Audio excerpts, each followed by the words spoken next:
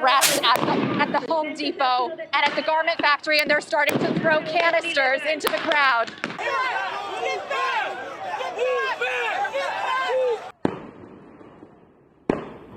Protests erupting in Los Angeles over the weekend after ICE raids swept through the city. Thousands of protesters taking to the streets, blocking the 101 freeway, setting cars on fire and clashing with police. President Donald Trump slammed the response from Democratic officials, including Los Angeles Mayor Karen Bass and California Governor Gavin Newsom, quickly calling in the National Guard and sending 2,000 troops to Los Angeles to help quell the protests.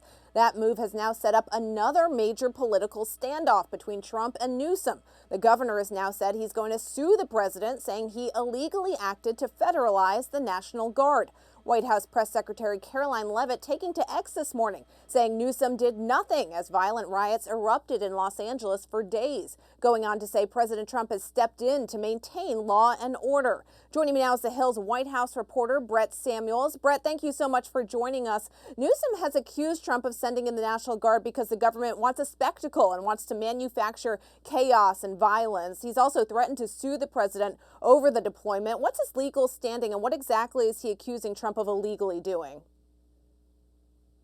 Yeah, Judy, certainly we've seen from Gavin Newsom and other Democrats this argument that essentially the White House is escalating an already tense situation by sending in the National Guard, by talking about potentially deploying Marines to keep law and order. The argument here from Gavin Newsom, as far as legal grounds is concerned, is that the president does not have the authority to send in the National Guard without the governor's consent or request in the first place.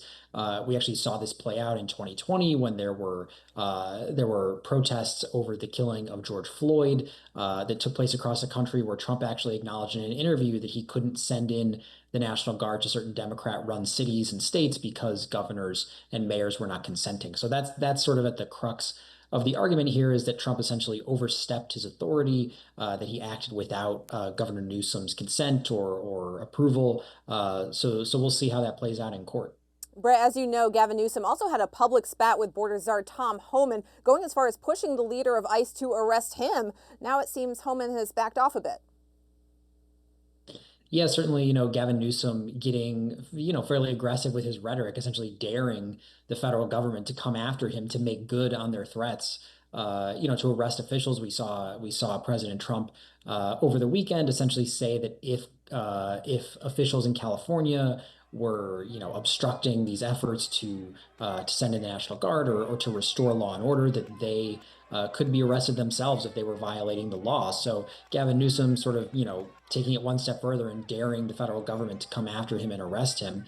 And as you mentioned, Tom Homan, sort of maybe easing off that threat in particular. So, certainly Gavin Newsom is a foil that the White House doesn't mind going after, but the California governor, certainly somebody with a big national profile, is not afraid to sort of push back.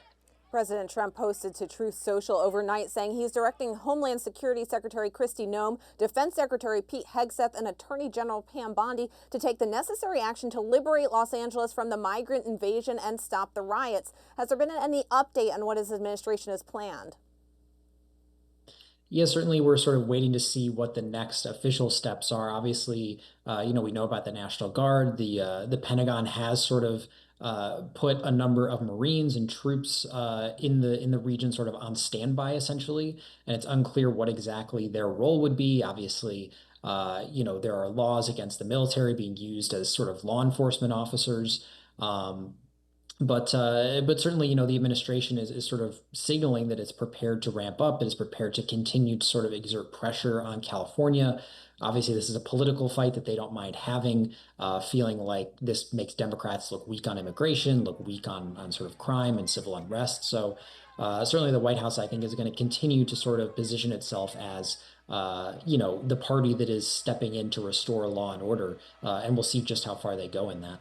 Yeah, it seems like the White House might not be, too unhappy with the timing of this. Before Trump's battle with Newsom, the whole world watched as Elon Musk and the president broke up over the internet. Now Musk has backed Trump in his fight against the California governor by sharing several of Trump's Truth Social posts. Do you think this is an effort by Musk to get back into Trump's good graces, or has Trump completely written off the richest man in the world? Yeah, I think, Judy, that, maybe Elon Musk is having some sort of remorse over some of his social media posts, learning the rule that we all are taught that, maybe think first and post later. He deleted some of those more inflammatory posts targeting President Trump. Obviously, as you mentioned, he's shared some posts that are supportive of what the Trump administration is doing to try and crack down on these protests in Los Angeles. So clearly, Elon Musk is interested in maybe patching things up and showing that he's still supportive of the president. As far as President Trump is concerned, though, he's made no indication that he is itching to get on the phone with Elon Musk to restore, to mend fences with Elon Musk. He told a number of reporters in recent days that he's not interested in talking to Elon Musk. He's prepared to move on. So it does seem like that may be a one-way street for now, though. Sources, have pointed out to me that nobody truly leaves Trump's orbit forever. Brett Samuels, thank you very much. Thanks, Judy.